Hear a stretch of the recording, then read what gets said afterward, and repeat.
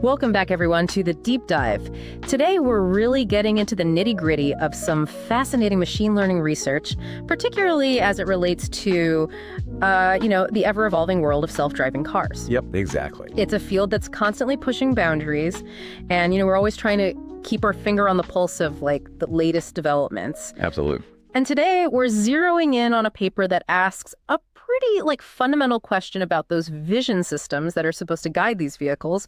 Those systems are trained on tons of data, but how well do they actually deal with the messiness, the unpredictable stuff that happens on real roads? Right. The stuff that's not always captured in those pristine, curated data sets. The real world is messy. Yeah, exactly. So the paper we're dissecting is called, let me get it right, Robusto-1 dataset, comparing humans and VLMs on real out-of-distribution autonomous driving VQA from Peru.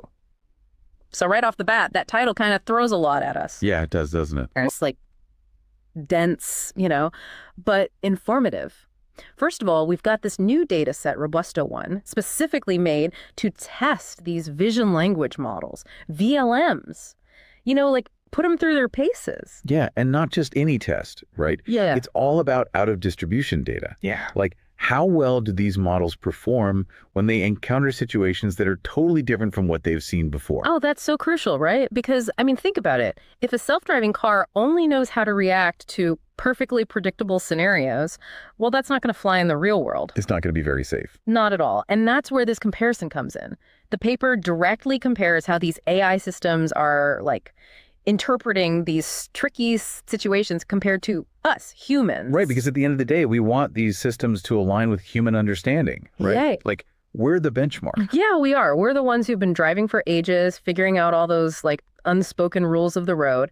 And what's really cool here is how they make this comparison. It's not just about recognizing a stop sign. They're using something called visual question answering, or VQA, to really get into those cognitive processes. How are the AI and humans actually understanding what they're seeing? Exactly. It's they showed them a video clip of a driving situation. Yeah. And then they ask both the AI and human participants detailed questions about it. It's not just about object recognition. It's about comprehension. Yeah, deeper understanding. And to quantify that similarity or, difference in their understanding, they use representational similarity analysis, or RSA. RSA, one of my favorite tools.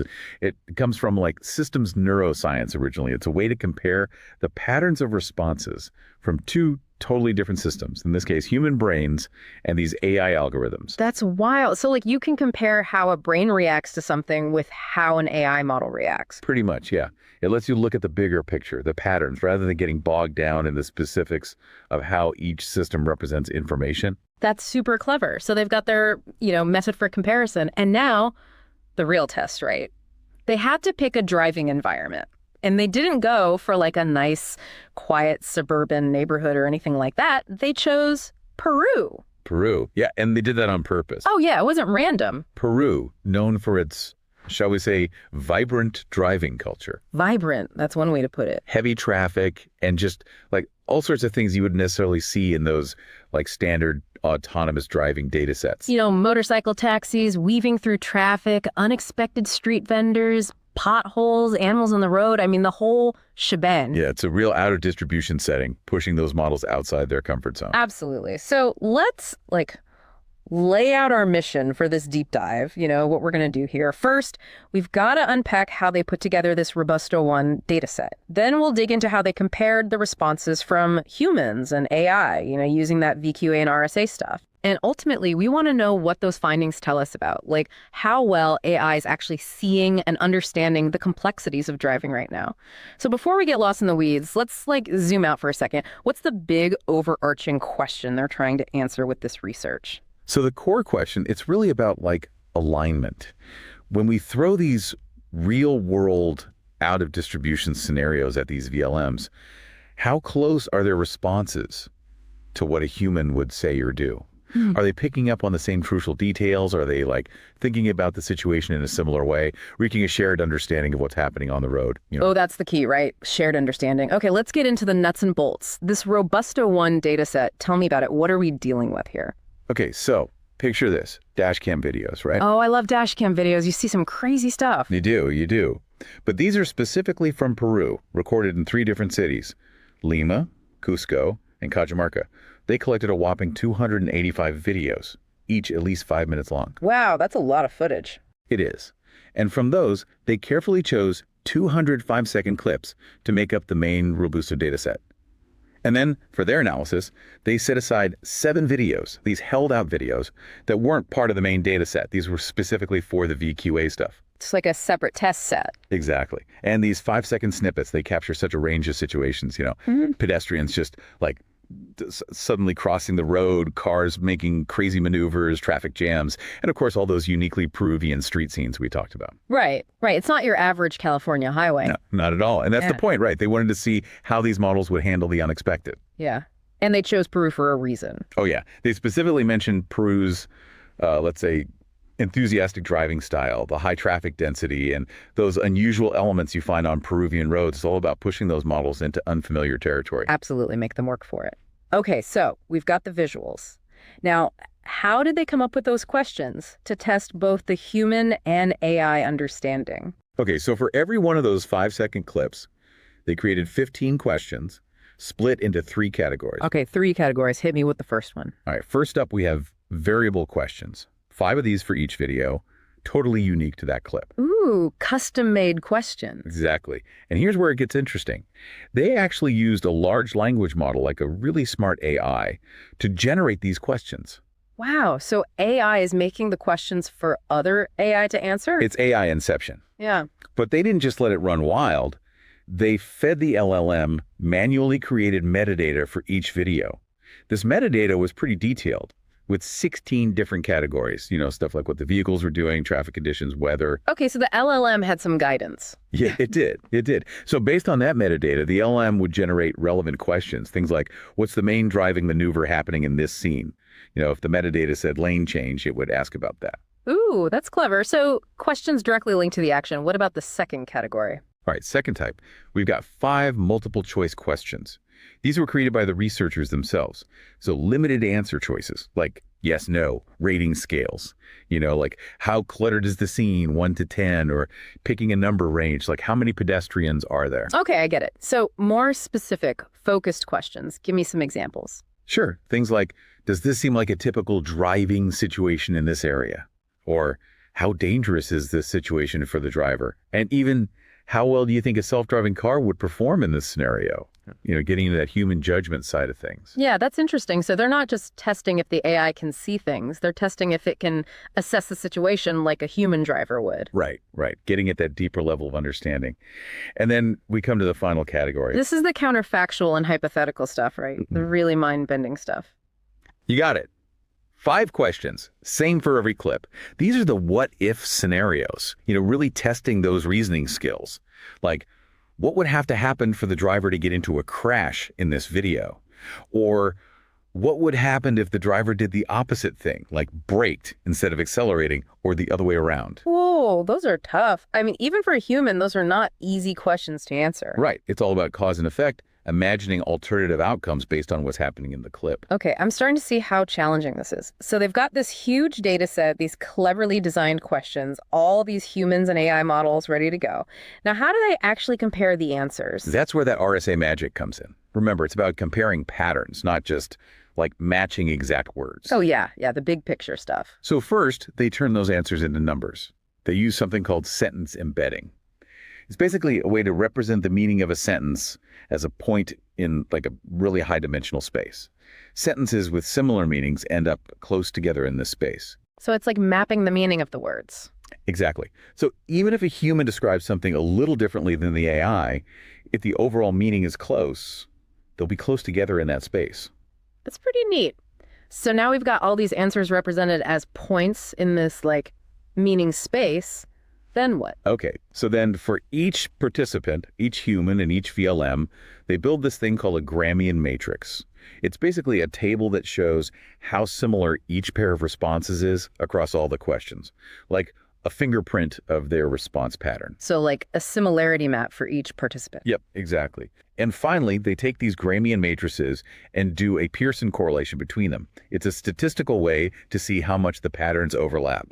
How similar are the fingerprints? So a high correlation means the human and the AI are thinking in a similar way. Pretty much, yeah. It means their understanding of those driving scenarios is aligned, at least based on their answers. That's really cool. So RSA, it's like the key to unlocking that comparison. But I think you mentioned they use some other methods too, right? Yeah, a few other tricks up their sleeve. They also use the L2 distance. The L2 distance. Remind me what that is. It's basically a way to measure the distance between 2 points. So they used it to see how far each answer was from the median response for each question. Like, how much did each response deviate from the average? So they could spot any weird outlier answers? Yeah, exactly. Yeah. See if anyone was way off base. Yeah. And they also use principal component analysis, or PCA, which is a way to simplify those high-dimensional answer vectors, those points in meaning space. I vaguely remember PCA from stats class. It's like reducing dimensions, right? Yeah, it helps you visualize the data better. So they use PCA to project those answers onto a 2D plane so they could actually see the overlap between the raw answers for each question type. Okay, so they had like a visual representation of how similar the answers were. Gotcha. So who were the players in this study? Yeah. Who were the humans and which AI models were they testing? Right, so they had 9 human volunteers, all adults from Peru. Makes sense, right? Since the videos are from Peru. Exactly. And they all spoke fluent English because the questions were in English. So everyone was on the same page. Yeah. And then for the AI side, they chose 6 big players in the VLM world. Cog VLM, Qwen2, Pixtral, DeepSeek V3, Gemini, and Llama. So a good mix of different models. Yeah, they represented different approaches to VLM development, different architectures, Okay, the stage is set. Now the big reveal, what did they find? How did the humans and the AI compare? Right, so the RSA results were pretty striking. Across all 3 question types, the VLMs showed a high degree of similarity in their response patterns. So the AI models were all thinking pretty much alike. Yeah, like they were all on the same page, at least in terms of how they answered the questions. But here's the kicker. The humans only show that high similarity for the multiple choice question. Oh, interesting. So when the answers were more open-ended, the humans started to disagree more. Exactly. For those variable questions, their responses were more diverse. And then, for those counterfactual hypothetical questions, there was practically no similarity in their answers. Wow, so the AI was consistent, but the humans were all over the place when it got tricky. Yeah, and that's a huge point, right? It shows that even though the AI models might be giving similar answers, it doesn't necessarily mean they're understanding the situations in the same way that humans do. Right. Just because the output is similar doesn't mean the process is the same. Exactly. Yeah. And the other analyses, like the L2 distance stuff, supported that idea. For those multiple choice questions where everyone's answers were more similar, there was a lot of overlap between the human responses and the VLM responses. Because they all had to pick from the same limited choices. Right. But for those counterfactual questions, the differences between how humans and AI answered were much bigger. So the AI was kind of stuck in its way of thinking, while the humans were more flexible, more nuanced. Yeah, I think that's a fair way to put it. Okay, so that's a pretty big finding. What explanations did the researchers offer for this difference in understanding? Well, one thing they emphasize is that just because an AI spits out the same words as a human doesn't mean it's thinking the same way. They call it necessary, but not sufficient for true representational alignment. Oh, that's a good point. Like you could parrot phrases without actually understanding what they mean. Exactly. And they suggest that future research needs to look deeper beyond just the answers and try to compare like what's happening inside the AI versus inside the human brain. Ooh, like compare the AI's attention maps to human eye movements or brain activity. Yeah, that's the kind of stuff that could reveal those underlying differences in processing. They also brought up the bitter lesson in AI. It's this idea that the most effective AI systems often come from simple learning methods trained on massive amounts of data. So like brute force learning instead of trying to mimic human reasoning. Yeah. And they suggest that the consistency between those different VLMs might be because they've all been trained on similar data sets, using similar deep learning architectures. So they're all kind of converging on the same solutions, even though those solutions might not be how humans would do it. Right.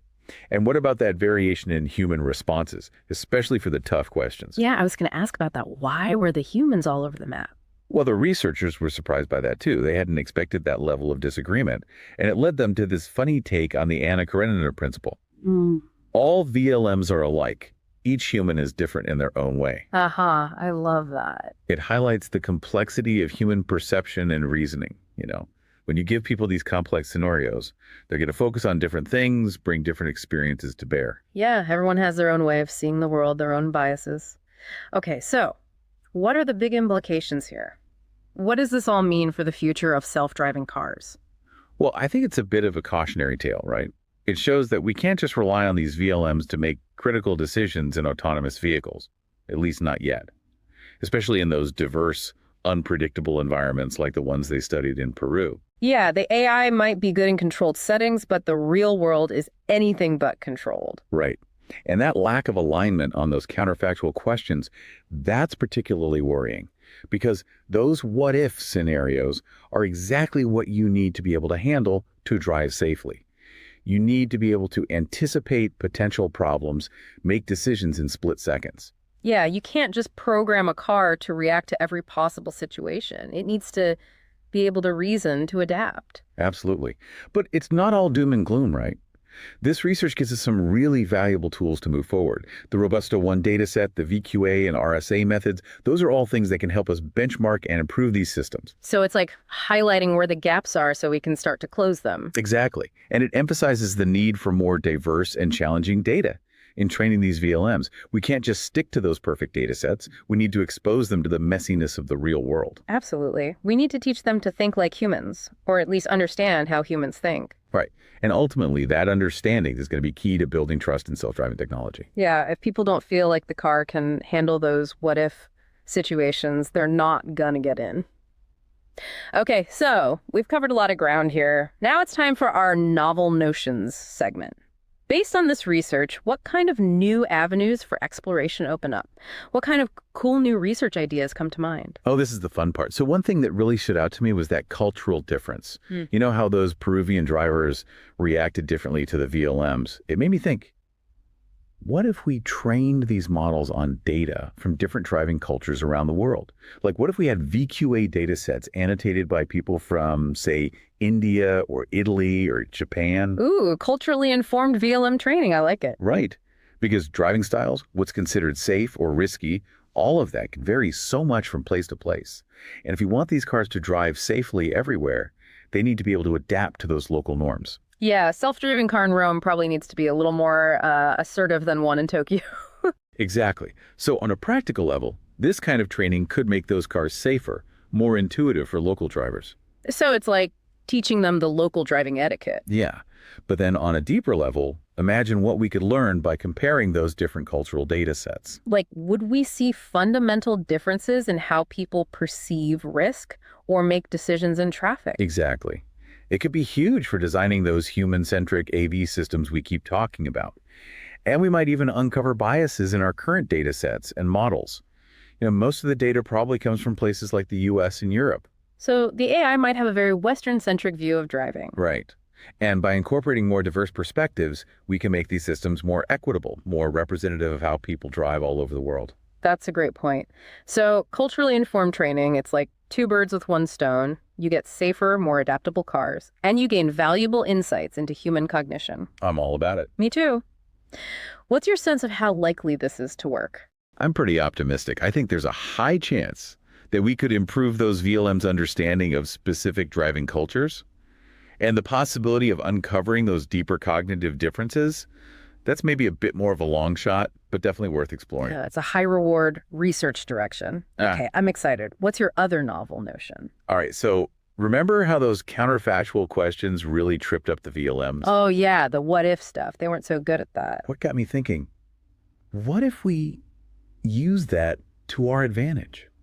What if we could create questions specifically designed to expose those weaknesses, those blind spots in the AI's reasoning? Ooh, like adversarial questions. Exactly. We call it adversarial VQA for cognitive red teaming. It's like borrowing from those adversarial attacks they use in computer vision. Where they like tweak an image to fool the AI. Yeah.